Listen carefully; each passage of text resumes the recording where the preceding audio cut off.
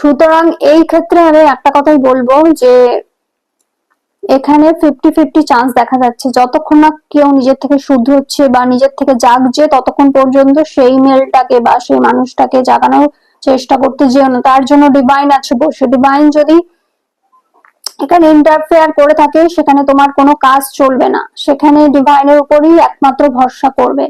Divine যা করাবে সেটা ভালোর জন্যই করাবে। যদি সে চলেও যায়, তাকে যেতে দেবে, ডিভাইন সেটাও ভালোর জন্য করাবে। যদি নাও যায়, সেটাও ভালোর জন্য, তাহলে তোমাকে যেতে হবে, সেটাও ভালোর জন্যই।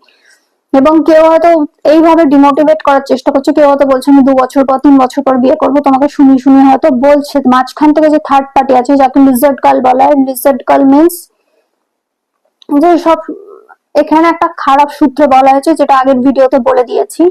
এবং সে মাঝখান থেকে এসে বলছে আমি তো শ্বশুরাল যেতে চাই, আমি সবকিছু করতে চাই, কিন্তু করে ওইখানে ঢুকে নাগিনের মতো কি যে জীবনটাকে ধ্বংস করবে, সেটা এখনো এই মানুষটা বুঝে উঠতে পারেনি। যদি বুঝে উঠতে উঠতে অনেকটা সময় চলে যায়, আবার next birth, next year, same cycle চলবে। যতক্ষণ না বুঝে উঠতে পারবে প্রপারলি, যতক্ষণ না পুরোটা কমপ্লিট করতে পারবে, জার্নি কমপ্লিট হবে না, সেটা নেক্সট বার্থে চলে যাবে। এবং ডিভাইনের উপর, সেটা ডিভাইন গাইডেন্সের উপর ডিপেন্ড করা ছাড়া আর তার উপর নির্ভর করা ছাড়া অন্য কোনো উপায় নেই যে তোমাকে সবটাই গাইডেন্সটা দেবে।